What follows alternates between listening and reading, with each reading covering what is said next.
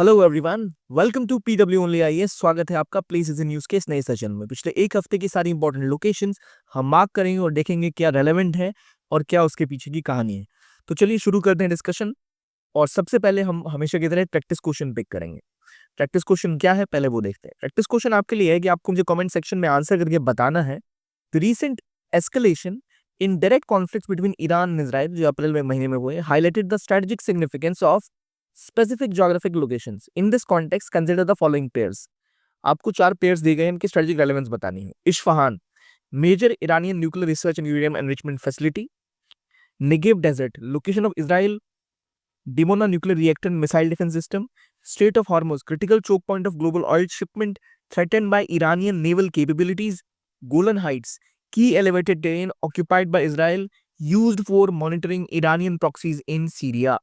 इन चारों में कौन सी लोकेशन करेक्टली मैच्ड है, कौन सी इनकरेक्टली मैच्ड है, मुझे ये बताइए। इन सब के नाम, इन सब के लोकेशन हम ऑलरेडी पहले कई बार डिस्कस कर चुके हैं। अगर आपसे इस्फहान पूछा जा रहा है तो इस्फहान की लोकेशन कहाँ पर है वो आपको याद रखनी चाहिए। अगर मैं इजिप्ट का मैप बेसिकली ड्रॉ करूँ तो कहाँ पर यहाँ इस्फहान है, मुझे यह बताइए। इस्फहान किस रीजन में होगा, नेगेव कहाँ पर होगा, इस्फहान क्या इजराइल में है या ईरान में है? तो आप मुझे इसका आंसर कमेंट बॉक्स में लिख के बताइए। चारों लोकेशन मैप पे मार्क होनी चाहिए थी अभी तक आपकी। अब बढ़ते हैं आगे, इन चीजों को थोड़ा सा एक बार दोबारा रिवाइज करते हैं। अभी रिसेंट हुआ क्या है, रिसेंट विवाद क्या है? रिसेंट विवाद है ईरान और इजराइल का कॉन्फ्लिक्ट। अब ईरान इजराइल के कॉन्फ्लिक्ट में पहली बात कि इस कॉन्फ्लिक्ट का नाम क्या दिया गया। एक तो पहले इसको बोला गया rising line, operation rising line. जब आपसे पूछा जाए ऑपरेशन राइजिंग लाइन किसका था, so it was done by Israel, ठीक है, ऑन ईरान, ठीक है, ईरान के ऊपर जो उन्होंने ऑपरेशन किया, अटैक किया, उसका नाम दिया था ऑपरेशन राइजिंग लायन। उसके बाद ईरान ने वापस अटैक किया इसराइल के ऊपर। अब ईरान की जो ऑपरेशन था उसका नाम क्या है? True promise, true promise 3। ये ईरान के ऑपरेशन का नाम है जो ईरान ने किया इसराइल के ऊपर। इसमें ईरान इसराइल ने एक दूसरे के कई लोकेशंस पे हमला किया। तो जो एक चीज आपको पहले क्लियर होनी चाहिए, ईरान लोकेटेड कहाँ पर है? ईरान आपको इस मैप में दिख रहा है। ईरान की नेबरिंग कंट्रीज कौन सी आपसे पूछी जा सकती हैं? क्या ईरान टर्की के साथ बॉर्डर शेयर करता है? तो हाँ, टर्की के साथ ही बॉर्डर शेयर करता है। यहाँ पर टर्की है। टर्की के नीचे आओ, इराक आएगा, ठीक है। इराक के नीचे जाओ, यहाँ ये कौन सी कंट्री, मुझे अब ये बताइए, विच इज दिस कंट्री? क्या ये कुवैत है? क्या ये बहरीन है? तो बेसिकली ये कुवैत है। पर क्या कुवैत के साथ ये लैंड बाउंड्री शेयर कर रहे हैं? तो देखिए, लैंड बाउंड्री कुवैत के साथ शेयर नहीं कर रहे हैं, मैरीटाइम बाउंड्री शेयर कर, तो इसको हम यहाँ पर मिटा देते हैं अभी, ठीक है। बाकी दूसरी तरफ चलते हैं। यहाँ ईरान से इधर आ जाओ तो आपको पता है ये पाकिस्तान है। पाकिस्तान से ऊपर जाओ, अफगानिस्तान है। अफगानिस्तान के बाद तुर्कमेनिस्तान से बाउंड्री शेयर करते हैं। तुर्कमेनिस्तान के बाद एक कैस्पियन सी आता है और कैस्पियन सी के बाद ये थोड़ी सी बाउंड्री अपनी शेयर करते हैं दो देशों के साथ। ये जो देख रहे हो ना, ये इलाका, ये नक्शिवान है और नक्शिवान इज पार्ट ऑफ अजरबैजान। और ये जो आपको देख रहे हो ये कॉरिडोर, क्या नाम है इस कॉरिडोर का बताइए? हमने 2 हफ्ते पहले पढ़ा था इसको। क्या नाम है इस कॉरिडोर का? जो असल में अर्मीनिया की वो कॉरिडोर जो दोनों तरफ इसके अजरबैजान है, यहाँ भी अजरबैजान, यहाँ भी अजरबैजान, बीच में अर्मीनिया है। ये इसका क्या नाम है? जेड से नाम था, मुझे बताइए इसका नाम क्या है? This is again Azerbaijan. ये इधर वाला नक्शिवान का रीजन ये अजरबैजान का पार्ट है और अर्मीनिया के साथ भी बाउंड्री शेयर करते हैं। तो ये वो जगह है जिनके साथ ये लैंड बाउंड्री शेयर करते हैं। पर क्या ये अपनी लैंड बाउंड्री कुवैत के साथ डायरेक्टली शेयर करते हैं? तो नहीं शेयर करते हैं। इनको इराक के ऊपर कब्जा करके इस से तब ये एंटर यहाँ पर कर रहे थे। तो बाउंड्री जो ईरान के आसपास की कंट्रीज की है वो आप शुरू करो ऊपर से, Armenia, Azerbaijan, Turkey, Syria. Syria के साथ बाउंड्री शेयर कर रहे हैं? नहीं कर रहे हैं। इराक के साथ कर रहे हैं। इराक, पाकिस्तान, अफगानिस्तान, तुर्कमेनिस्तान, ये आपको याद होनी चाहिए नाम सारे के सारे, ठीक है। अब ईरान की कौन सी लोकेशंस पर अटैक किए गए उसको ध्यान रखिए। अब देखिए, ईरान ने ना पहले बहुत बार जंग लड़ी। ईरान एक शिया मेजोरिटी कंट्री है। इराक में भी काफी शियाज रहते हैं। जब तक यहाँ पर एक जनरल का रूल था, कौन से जनरल का रूल था? कौन सा जनरल इराक के ऊपर रूल करते थे जिन्होंने जंग भी लड़ी ईरान के साथ? क्या आपको पता है उस व्यक्ति का नाम? क्या सद्दाम हुसैन थे वो, या फिर कोई और नाम था, या गद्दाफी? आपसे मैं सवाल पूछता हूँ, गद्दाफी और सद्दाम हुसैन में कौन इराक पे रूल करते थे और कौन लीबिया में रूल करते थे? तो इराक ईरान के बीच में भी जंग रही, क्योंकि ऑब्वियसली यहाँ पर जो बात पाकी थी उसका रूल रहा करता था, जो थोड़ी सी सेकुलर थी तो उसको लेकर ईरान इराक के बीच में लड़ाई रही थी। लेकिन इसके अलावा ईरान की जो इंपॉर्टेंट लोकेशन है एज अ शिया लीडर, वो हमेशा अपने साथ कुछ प्रॉक्सीज को बढ़ावा देता है, जैसे हिजबुल्ला, जो कहाँ पर है? अभी तक आपको याद होना चाहिए, हिजबुल्लाह कहाँ पर है? लेबनान में, इराक इसराइल के ठीक ऊपर। दूसरा हुतीस, हुतीस कहाँ पर है? यमन में, बाबल मंदिर के ठीक सामने। तीसरा हमास को भी सपोर्ट करता है, हमास कहाँ पर है? गजा में, इसराइल के ठीक सामने, मतलब उनके अंदर एक तरह से रीजन पड़ता है। तो ये तो हो गई वो मिलिटेंट ग्रुप इनको सपोर्ट कर रहे हैं, ईरान की नेबरिंग कंट्रीज। अब ईरान की लोकेशन देख लो जो न्यूज में थी काफी ज्यादा, दूसरे कलर से लिखते हैं ताकि आपको यो जगह याद रहे। तो लोकेशंस की जब बात आए तो पहली बात, तेहरान इज द कैपिटल, तो इंपॉर्टेंट लोकेशन लिख लो मैप पे जो आपको याद होनी ही चाहिए, there is no compromise on that. तो पहली है तेहरान, जो उनकी कैपिटल है जिसके ऊपर अटैक किया गया। देन तेहरान के अलावा जो सबसे इंपॉर्टेंट लोकेशन थी वो थी नतांज, जो उनकी मेन यूरेनियम एनरिचमेंट साइट है, जो हमने पिछले हफ्ते भी डिस्कस की थी। नतांज के अलावा फोर्दो, अराक, ये इनकी मेन रिएक्टर वाली जगह है। इस्फहान, जहां पर पहले भी ईरान इसराइल ने एक बार हमले करने की कोशिश की थी, इस्फहान। शिराज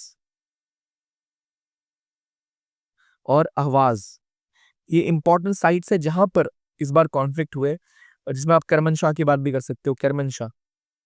ये सारी लोकेशन जुड़ी हुई किससे है? ईरान से, जहां पर हमले देखे गए। ठीक है, ईरान का नाम याद रखा। देखिए ओम एक बहुत इंपॉर्टेंट रिलीजियस साइट है, ओम बहुत इंपॉर्टेंट रिलीजियस शहर है, उसका नाम भी याद रखिएगा। ओम अगर पूछा जाए कहाँ पर है, या ओम तो नहीं, कुओम इसे कहते हैं, QOM है, तो इसे ओम से याद रखोगे आप, कुओम इसका नाम है, विच इज इन ईरान। तो ये ईरानी साइट से जिनके ऊपर अटैक किए गए, ईरानी जो ग्रुप्स है मिलिटेंट जिनको सपोर्ट करते हैं, वो हमने समझा। ईरान के सुप्रीम लीडर का नाम क्या है? आयतुल्लाह खोमीनी। खोमीनी को आप जो अभी खमीनी है उनको आप खोमीनी के साथ कंफ्यूज मत करना। 1980s में, 1979 टू बी एग्जैक्ट, जब ईरान का रेवोल्यूशन हुआ था तो आयतुल्लाह खोमीनी जीत के आए थे, और अभी आयतुल्लाह खमीनी है, खोमीनी की डेथ हो चुकी है, ही इज सक्सेसर ऑफ खोमीनी। तो ये ईरान की बात हो गई। ईरान में कुछ इंपॉर्टेंट पोर्ट्स जो इनको, यहाँ जो इलाका है स्ट्रेट ऑफ हॉर्मुज का, इसको कंट्रोल करने में मदद करते हैं। बंदर अब्बास, यहाँ पर इंडिया लेड चाबहार पोर्ट है, ठीक है, इंपॉर्टेंट पोर्ट है, गल्फ का इलाका ये हो गया।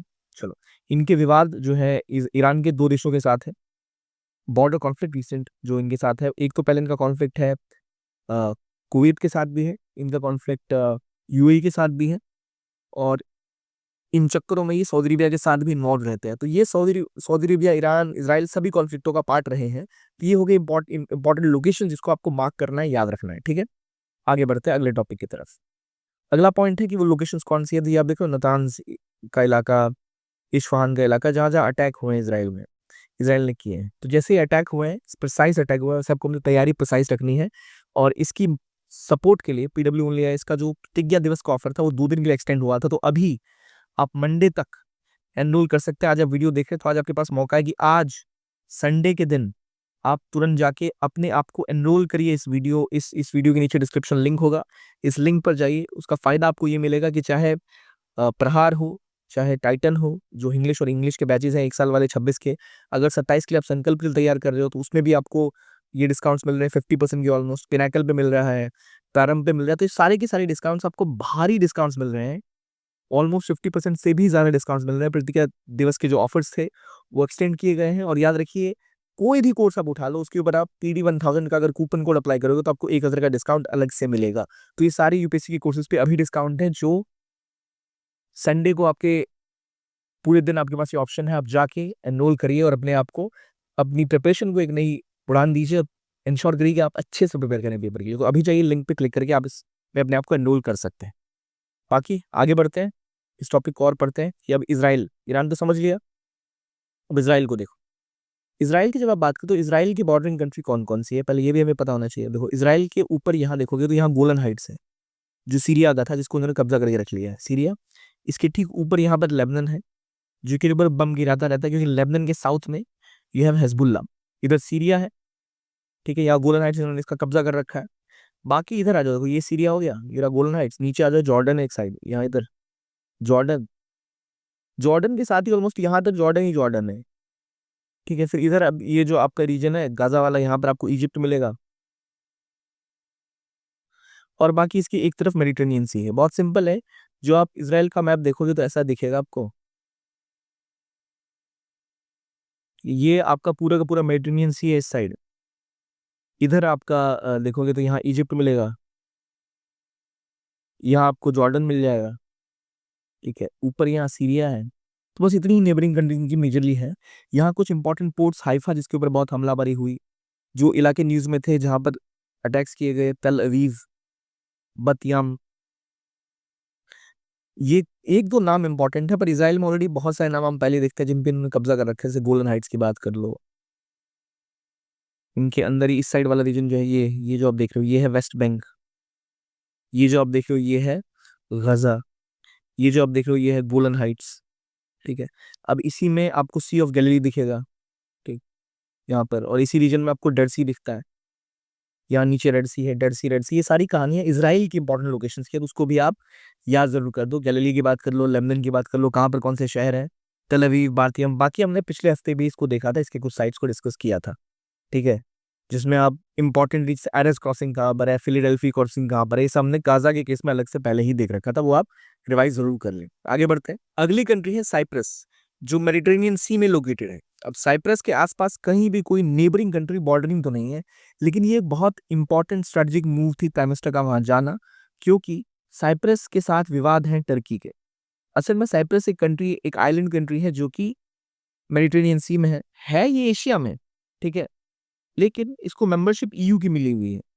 क्यों? क्योंकि ग्रीक ओरिजिन के लोग हैं, तो उनको यूरोप वाले सपोर्ट करेंगे ही करेंगे। लेकिन साइप्रस एक ऐसी कंट्री, एक ऐसी आइलैंड वाली कंट्री है जिसके ऊपर काफी समय तक ब्रिटेन का कब्जा था। 1960s में इनको ब्रिटेन से आजादी मिली, उसके बाद यहाँ पर एक तरह से टर्की लेड एक अटैक होता है, जहाँ ये आधे साइप्रस को, ये जो नदन साइप्रस है, इसके ऊपर टर्की का कब्जा हो जाता है, और केवल यही इलाका है साइप्रस का जो अभी बचा हुआ है। सिसिली और सरडानिया, दो जो बड़े आइलैंड है मेडिटेरेनियन में, दोनों पार्ट है इटली का। इसके बाद जो कोई बड़ा आइलैंड है तो वो यही है साइप्रस का आइलैंड। यहाँ बस में दो देशों में देश ये बढ़ चुका है, आधा टर्की के कब्जे में है। अब टर्की एक ऐसी कंट्री है जो बार बार भारत के खिलाफ बयान देती ही रहती है, पाकिस्तान का सपोर्ट करती है, पाकिस्तान को हथियार सप्लाई करती है, तो इसलिए रिपब्लिक ऑफ साइप्रस को भारत ने बिल्कुल सपोर्ट करना स्टार्ट कर दिया है, ताकि ये बात टर्की को भी पता लगे कि अगर वो इस तरह की हरकतें करेंगे तो हम भी इस तरह की हरकतें कर सकते हैं उनके खिलाफ। तो Turkey Republic of Northern Cyprus, ये ऊपर वाला इलाका है, इसको कोई रिकॉग्नाइज नहीं करता है, केवल टर्की इसको एज रिपब्लिक रिकॉग्नाइज करता है।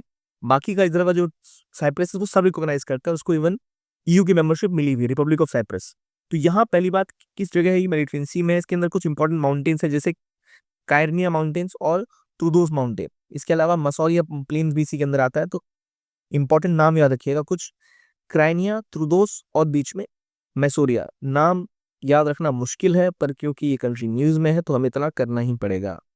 क्राइनिया, क्रीमिया की तरह क्राइनिया हो गया, और त्रुदोस, टूडो की तरह त्रुदोस हो गया, और यहीं पर बीच में मैसारी आप ले रहे हैं, कहाँ पर है, यहीं पर है माउंट ओलंपस, टूडोस रेंज पर। तो मेडिटेरेनियन बहुत इंपॉर्टेंट सी है जहाँ कई सारे कॉन्फ्लिक्ट है। अभी हमने इसराइल को देखा, ये लेबनान है, यहीं से इनका कॉन्फ्लिक्ट चल रहा है, यहाँ बीच में इनका कॉन्फ्लिक्ट टर्की के साथ चल रहा है, तो इसको याद रखना जरूरी है। अब यहाँ पर टर्की के साथ इनका मैरीटाइम डिस्प्यूट भी है। मेडिटेरेनियन में टर्की क्लेम करती है पूरा इलाका हमारा है, साइप्रस भी क्लेम करता है, तो वहां पर ये दिक्कतें भी है। 74 में इनके ऊपर कब्जा आधे के ऊपर टर्की ने कर दिया था, और यहाँ एक लाइन है जिसे कहते हैं ग्रीन लाइन, जो इस देश को दो हिस्सों में बांटती है, और अभी तक इसके ऊपर बातें हो रही हैं। तो ग्रीन लाइन अगर आपसे पूछा जाए किससे जुड़ी हुई है, तो Green Line is associated with division of Cyprus. इसी तरह यहाँ पर जैसे ग्रीन लाइन यहाँ पर रिलेटेड है, ग्रीन लाइन एक ब्लू लाइन है जो लेबनान इसराइल के बीच में है, लितानी रिवर के पास, यहाँ पे ब्लू लाइन डिफेक्टो बाउंड्री अभी बनी हुई है, ब्लू लाइन। तो blue line is about Lebanon Israel, green line between Cyrus and northern and southern Cyrus, Cyprus, sorry not Cyrus, Cyprus. And then उसी तरह से अगर हम गाजा इसराइल की बात करें तो वहां भी ग्रीन लाइन है, जो वेस्ट बैंक यानी पैलेस्टाइन और इसराइल के कॉन्फ्लिक्ट के बीच में हिस्सों को बांटती है। तो ग्रीन लाइन दो जगह है, दो जगह यूएन वाली ग्रीन लाइन, एक साइप्रस में भी है, एक इसराइल में भी है। दोनों का आपस में कोई संबंध नहीं है, बट रिलेटेड टू अगर पूछा जाए तो साइप्रस में भी ग्रीन लाइन है, जो दोनों देशों को एक तरह से डिफेक्टिव फैक्टो बाउंड्री है उसकी। ब्लू लाइन और ब्लू हेलमेट्स, दोनों का नाम याद रखिए, लेबनान में और यूएन के जो पीस कीपर्स होते हैं उन्हें ब्लू हेलमेट्स भी कहा जाता है। मेडिटेरेनियन का इलाका है, तो यहाँ पर काफी टूरिज्म होता है, काफी लोग आते हैं। भारत के पास यहाँ पर स्कोप है इनके साथ मिलिट्री और ट्रेड टॉक्स के अलावा स्ट्रेटेजिक पार्टनरशिप बढ़ाने की। अगले आर्टिकल पे आते हैं जो बात करता है एक लोकेशन की, जो है धनसिरी। धनसिरी रिवर है जहाँ पर नागालैंड में स्टडी हुई, जहाँ पर वाटर क्वालिटी गिरती ही जा रही है, तो अब सरकार ने बोला है कि हम इसको, इसके जो धार के ऊपर काम करने वाले, इसको बेहतर करने की कोशिश करने वाले हैं। धनसिरी रिवर की एक बार लोकेशन देख लें, धनसिरी कहाँ से कहाँ लोकेटेड है। तो आप धनसिरी को देखो, तो धनसिरी ऑब्वियसली नागालैंड की बात हो रही है। ये आपका जो पूरा ब्रह्मपुत्रा का स्ट्रेच है, इसको गौर से देखिए, यहाँ आपको रांगा, लखीमपुरी, सुबनसिरी सारी यहाँ दिख रही है। लेकिन हम जिस रिवर की बात कर रहे हैं वो आप फंस जाओगे। अगर आपको धनसरी पूछा जाए, बताओ धनसरी कहाँ पर है? यहाँ धनसरी की तरफ यहाँ आपको लोकेशन नदी जाती दिखेगी, दैट इज नागालैंड की तरफ। तो ये धनसरी रिवर की बात होगी, यहीं से ब्रह्मपुत्र की ही एक तरह की ट्रिब्यूटरी है। तो इसकी बात भी हमने कर ली। धनसरी को याद रखिएगा, नीचे की तरफ आ रही है अगेन, ये आपको नागालैंड की तरफ जाती है रिवर, उसको याद रखिएगा। बाकी दो तीन चीजें हैं जिसको डिस्कस करना चाहिए थोड़ा बहुत। एक है नुनिया रिबिलियन। नुनिया रिबिलियन की बात हुई, असल में कहाँ हुआ था? तो बुद्धू नुनिया जो है उनको सेलिब्रेट किया गया, उनके 100 साल मनाए गए, जो पटना में मनाया गया। पर नुनिया जो रिबिलियन था किस रीजन में हुआ था? तो ये असल में नॉर्थ बिहार का इलाका है, सारण, वैशाली और पूर्णिया का डिस्ट्रिक्ट है। उस इलाके में नुनिया रिबिलियन हुआ था। और ब्रिटिश इंडिया की जो एक्सपोर्टिव पॉलिसीज है उसके खिलाफ बात की गई थी। नुनिया लोकेशन कहाँ पर है, कहाँ पर ये विद्रोह हुआ था, अगर इसकी बात पूछी जाए तो इट्स इन बिहार। इतना याद रखिएगा, बिहार को लोकेट आपको मैप पे करना आना चाहिए। नुनिया कम्युनिटी की बात है ये, विच इज इन बिहार। इन्होंने सॉल्ट सत्याग्रह महात्मा गांधी का था, वहां भी खुल के समर्थन किया था महात्मा गांधी का। तो उस रिगार्डिंग लोकेशन आपको याद रहनी चाहिए नुनिया रिबिलियन की। आगे एक कंट्री जो न्यूज में है वो है क्रोएशिया। क्रोएशिया आप देखिए एक ऐसी कंट्री है, देखिए ये एशिया एशिया में तो नहीं, यूरोप में है। अब यहाँ एक देश था बॉस्निया हेर्जेगोविना, इसको बड़ा मन था कि समुद्र की तरफ जाए। क्रोएशिया ने कहा भाई बिल्कुल नहीं, जाने नहीं देंगे। तो देखिए क्रोएशिया किस तरह से बिल्कुल सराउंड किए हुए ताकि किसी भी तरह बॉस्निया को समुद्र का एक्सेस ना मिल पाए। तो ये है क्रोएशिया, जिसके साथ इंडिया ने लगातार अभी तक उतनी रिलेशनशिप को डेवलप नहीं किया। अब हम कोशिश कर रहे हैं कि हम स्ट्रेटेजिक और मिलिट्री पार्टनरशिप और बेहतर तरीके के साथ डेवलप कर पाएं, और उसी की ओर हमारे कदम बढ़ रहे हैं। हमने इसके लिए इनके साथ कई लेवल पे पार्टनरशिप स्टैब्लिश की हैं, जिनमें एड्रियाटिक कोस्ट लाइन से लेकर आप जो पूरे मेडिटेरेनियन सी है उसमें इनके साथ, और ज़्यादा ब्लू वाटर के ऊपर, आप नेवल एक्सपेडिशन के ऊपर, आप इन्वायरमेंट के ऊपर, इन सभी एरियाज में कोलैबोरेट कर सकते हो। इसलिए भारत इनके साथ कोलैबोरेट करने को तैयार है। इटली के जस्ट आप देखो, इटली की बाउंड्री के जस्ट सामने आपको दिखेगा स्लोवेनिया के नीचे, that is Croatia. Central Europe और बाल्कन का हब है, इसकी कैपिटल है ज़ाग्रेब।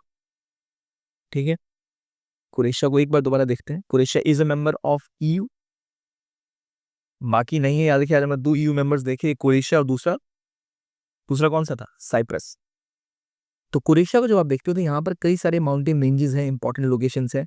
जैसे इसकी कोस्ट जो है नीचे वाली, इसको कहते हैं डेल्मेटियन कोस्ट। डेल्मेशियन कोस्ट इज एड्रियाटिक सी के सामने डेल्मेशियन कोस्ट है। ठीक है, ये लोकेशन याद रखिएगा। बाकी एल्प्स का माउंटेन यहाँ से भी गुजरता है, डेनरिक एल्प्स, तो वो नाम आपको याद रहेगा होपफुली। तो क्रोएशिया की कहानी है। क्रोएशिया से फिर आपका यहाँ बॉस्निया हर्जेगोविना का इलाका इधर अलग हुआ। जिनको लोकेशन चाहिए था समुद्र वाला, वो उनको घेर के इनको बिल्कुल खड़ा है ये, ताकि इनको सी का एक्सेस ना मिल पाए। तो ये कहानी हो गई क्रोएशिया की। क्रोएशिया के साथ हम एफटीए भी डिस्कस कर रहे हैं ताकि हम और बेहतर डेवलपमेंट कर पाए इनके साथ। अब यहाँ पे दो तीन रिवर है जिसका नाम आपसे पूछा जा सकता है, द्रावा, स्रावा, जो दो इंपॉर्टेंट रिवर हैं डॉनमी के आस को ही मीट करती हैं। डॉनमी जिसे कहते हैं रिवर हाईवे ऑफ यूरोप, यहाँ द्रावा है, सावा है। तो सावा, द्रावा, दो रिवर्स यूज में रहती हैं, द्रावा, सावा, दोनों ही दानवी की ही सब रिवर्स हैं, द्रावा एंड स्रावा। इसको अपने मैप पे जहां क्रोएशिया को लिख रहे हो वहीं पर लिख लो, ताकि आपको आगे फिर याद करने में दिक्कत ना हो। द्रावा, सावा एंड योर होल सावा रिवर बेसिन और दोनवी रिवर बेसिन किस कंट्री के आसपास है? तो it's around Croatia. Prime minister की विजिट क्रोएशिया में भी हुई थी, क्रोएशिया में बात की गई डिफेंस पार्टनरशिप के ऊपर। ये ऐसी कंट्री है जहां हम अपने डिफेंस एक्सपोर्ट्स को भी बढ़ा सकते हैं। तो बहुत सारा स्कोप है ग्रोथ और डेवलपमेंट का with Croatia and between India and Croatia. तो ये बात हो गई क्रोएशिया की। क्रोएशिया की लोकेशन यूरोप में कहाँ है वो आपको पता होगी ही। बाकी एक माउंट लिबू तोबिलाकी भी न्यूज में है, लगातार न्यूज में रहता है। लिबू तोबिलाकी कहाँ पर है? इंडोनेशिया में है। लोकेशन आपको पता ही है, one of the most violent volcanoes में से एक है, लगातार इरप्शन होता रहता है, कई लोगों की जानें चली जाती है एक्सेस इरप्शन में। तो कहाँ पर है? इंडोनेशिया में। यहाँ बाली, यहाँ फ्लोरेंस के ठीक opposite you have Lewotobi Laki Laki. Lewotobi Laki Laki पूछा जाए कहाँ पर है तो आपको याद रखना है, इट्स इन इंडोनेशिया। काफी सिंपल नाम है, बार बार न्यूज में रहता है। लाकी लाकी से आपको याद रहेगा, Lewotobi Laki Laki, it's in Indonesia, जहाँ पर एक अगेन वॉल्केनिक इरप्शन हुआ है, माउंट लिबुताबी लाकी लाकी। अब देखो इतना हमने देख लिया, अब जरा इस मैप पे आ जाओ। यहाँ मुझे बताओ कि पहली बात क्रोएशिया कहाँ पर है? ये इटली है, ठीक है। इसके ठीक अपोजिट ये डेल्मेशियन कोस्ट जो है यहाँ पर होगा, यहाँ पर आपका क्रोएशिया है। क्रोएशिया समझ गए आप। देन आप मुझे बताओ कि कहाँ पर अभी जो मैं दूसरी कंट्री की साइप्रस, वो कहाँ पर है? इधर इटली इसके सामने यहाँ साइप्रस होगा कि ये साइप्रस है? कौन सा साइप्रस है? यहाँ पर है कि यहाँ पर है? ये लोकेशन क्लियर करो। अब कौन सी कंट्रीज कैपिटल कहाँ पर है, ईरान, इसराइल की लोकेशंस कहाँ पर है, वो सब आपको याद होना चाहिए। आई होप अपने मैप पे एटलस आपने याद कर लिया होगा, और कहाँ वोल्केनिक इरप्शन हुआ वो सब चीज़ें आपको याद हो गई होंगी। तो ये देखिए आज आप इन सबको मार्क कर सकते हैं और अपना टेलीग्राम चैनल ज्वाइन कर सकते हैं। बाकी डिटेल के लिए you can join my Telegram channel as well, Paras 123। मैं आपको बाकी डिटेल्स भी मैं प्रोवाइड कर दूंगा। ठीक है, तो ये थे आज का वीडियो। देखने के लिए धन्यवाद। Keep on watching PW only IAS and have a very very nice day.